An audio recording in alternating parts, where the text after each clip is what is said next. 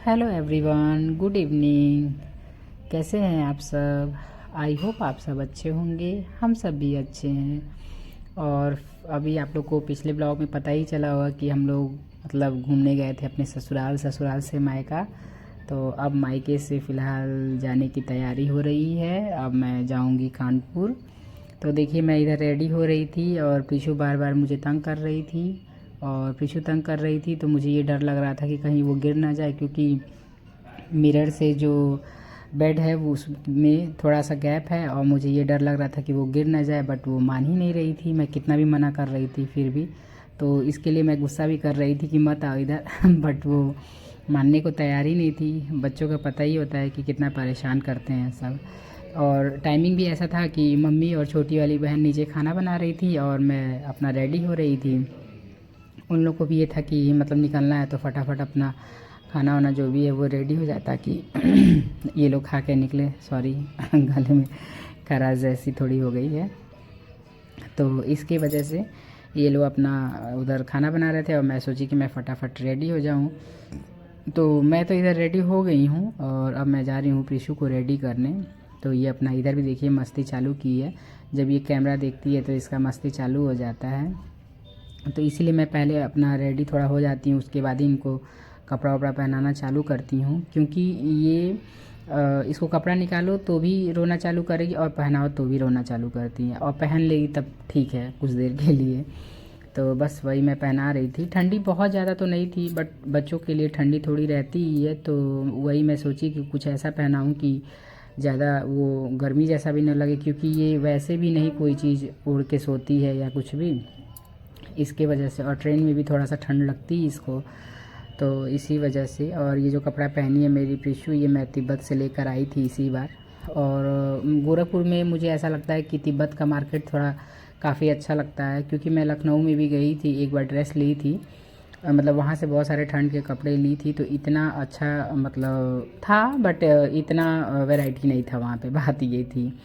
तो इसके लिए हस्बैंड बोलते हैं, जब मैं गोरखपुर और कभी जाती हूँ सर्दियों में, तो ये बोलते हैं कि वहाँ से ले आना, जो भी उनको भी टी शर्ट वगैरह चाहिए होता है या प्रीशु के लिए। तो इस बार प्रीशु के साइज मतलब बहुत बार मैं वहाँ पे प्रीशु के साइज़ का ढूंढती थी बट मिलता नहीं था मुझे।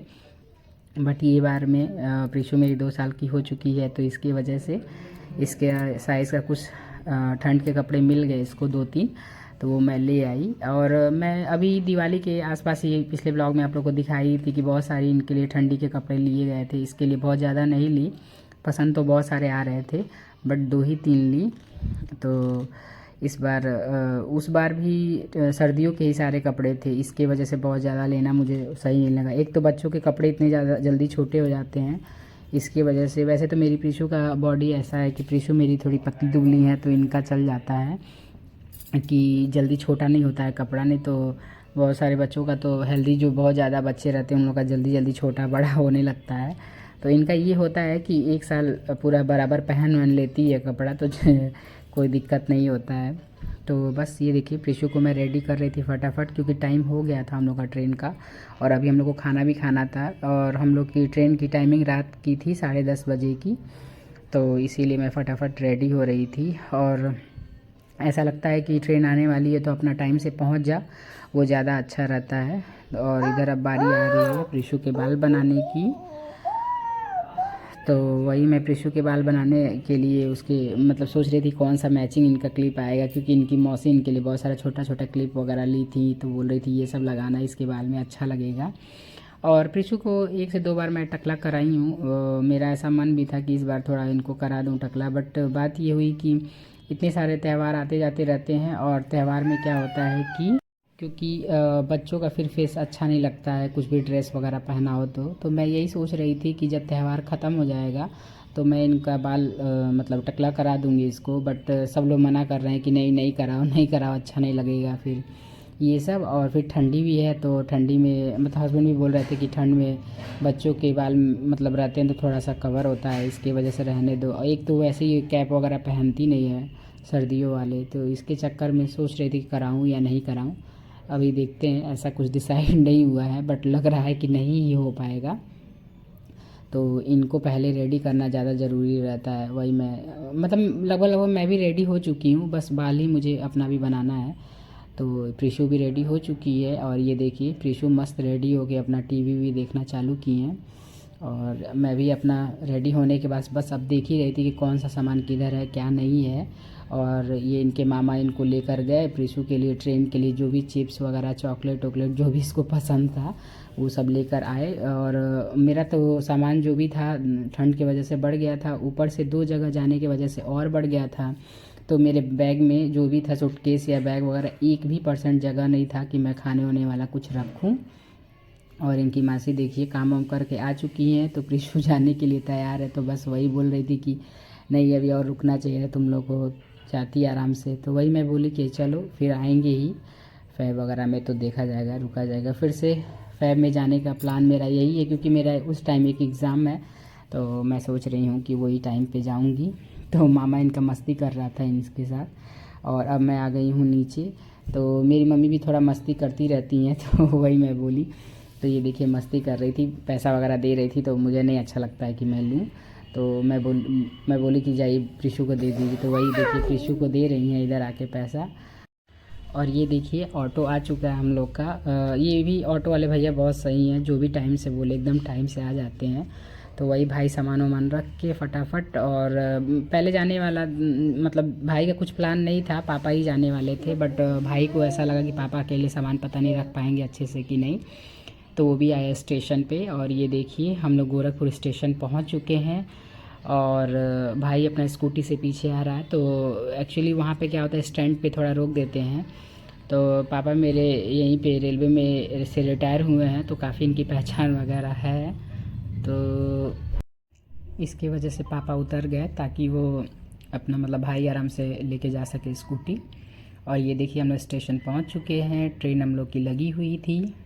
बस भाई अपना सामान वगैरह लेके जा रहा था ताकि आराम से एडजस्ट वगैरह कर दे टाइम से। और ये देखिए सामान वामान रखने के बाद से भाई पूरा बेड शीट वगैरह खूब अच्छे से लगा वगा के और तब मतलब बाद में वो लोग गए। फ़िलहाल वो लोग वेट किए वहाँ पे कि देखते हैं ऊपर वाली सीट पे कौन आता है, क्योंकि सामान मेरा ज़्यादा था। तो इसकी वजह से पापा अपना इधर फ़ोन पे बात कर रहे थे मम्मी से शायद कि हम लोग स्टेशन पहुँच गए हैं अच्छे से। और भाई इधर मस्ती कर रहा था प्रीशु के साथ। अभी मेरे भाई का एग्ज़ाम है, उसके पास 1 भी मिनट का टाइम नहीं रहता है, बट प्रीशु के वजह से स्टेशन छोड़ने आया ताकि जितना टाइम भी उसके साथ उधर रह सकूं। तो ये देखिए वही मस्ती इन लोग की चल रही थी। मैं बोली भी कि ट्रेन में को निकलने में भी टाइम था, तो बोली कि आप लोग चले जाओ, बट ये लोग बोले नहीं अभी ट्रेन जब खुल जाएगी तब। तो ट्रेन खुलने से 5 मिनट पहले ये लोग निकले यहाँ से, तो ये लोग निकल गए। तो मैं वही प्रीशु को इधर चिप्स वगैरह दे के और मना रही थी कि अपना खाए। अभी निकले नहीं थे ये लोग नीचे गए थे। पापा जो टीटी हैं वहाँ पे उनको बोलने के लिए कि बच्ची भी मेरी जा रही है साथ में, तो थोड़ा देख लीजिएगा। इसके वजह से पापा की पहचान काफ़ी है। और ये देखिए अब ये लोग निकल रहे हैं इधर से। तो बस भाई इधर मस्ती कर रहा था प्रीशु के साथ और इनको इसी में मज़ा भी आता है इसी वजह से। तो अभी वो जाएगा फिर उधर से थोड़ा सा मस्ती करेगा। तो वही प्रीशु देख रही थी कि देखे मामा गया कि नहीं, तो फिर आके वही ये देखिए मजाक कर रहा है इधर। बट अब लास्ट में वही अब जा रहा है कि नहीं अब निकलता हूँ। और ट्रेन भी निकलने वाली थी इसके वजह से। तो ये देखिए वो लोग अपना निकल गए घर के लिए। और प्रीशु को मनाने के लिए कुछ चाहिए क्योंकि हस्बैंड भी इस बार साथ नहीं थे। मैं प्रीशु को लेकर अकेले आई इस बार, मतलब फ़र्स्ट टाइम ऐसा हुआ है कि प्रीशु को मैं अकेले लेकर आई थी। और ट्रेन हम लोग की निकल गई, रात काफ़ी हो चुकी थी और ट्रेन भी बहुत टाइम पे निकली थी।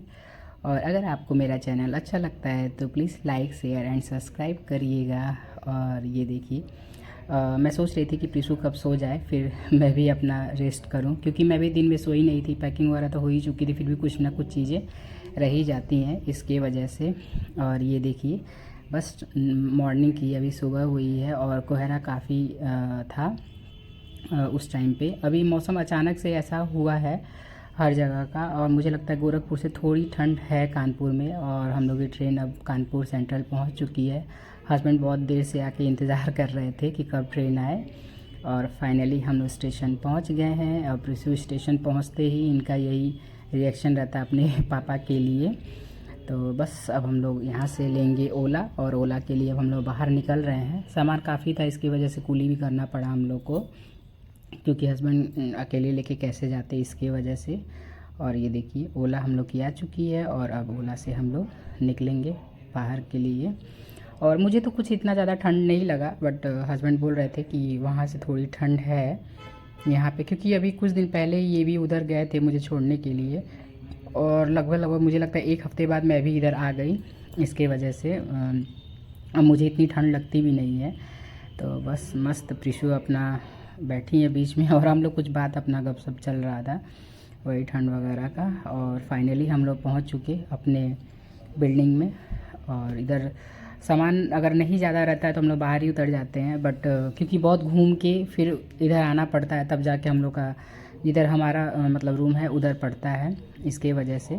तो बस अब ये देखिए अब हम लोग का सामान वगैरह निकल के और फाइनली हम लोग अपने चलेंगे घर के लिए। और अभी हम लोग आ गए लिफ्ट में और हस्बैंड अपना सामान वगैरह लेके है आ गए। अब होगा अपना मस्त थोड़ा रेस्ट वगैरह, क्योंकि मॉर्निंग की ट्रेन थी तो इतना अच्छे से सोना हो नहीं पाता है। चलिए फिर bye bye, love you all. आप लोग बताइएगा आप लोग कि ये मेरा ब्लॉग आप लोगों को कैसा लगा। Love you, bye bye.